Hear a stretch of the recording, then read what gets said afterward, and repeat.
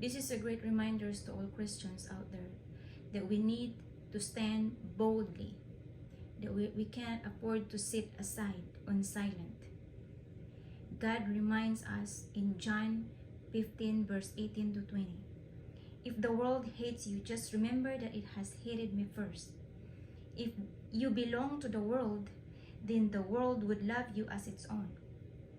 But I choose you from this world, and you do not belong to it. That is why the world hates you. Remember what I told you, slaves are not greater than their master. If people persecuted me, they will persecute you too.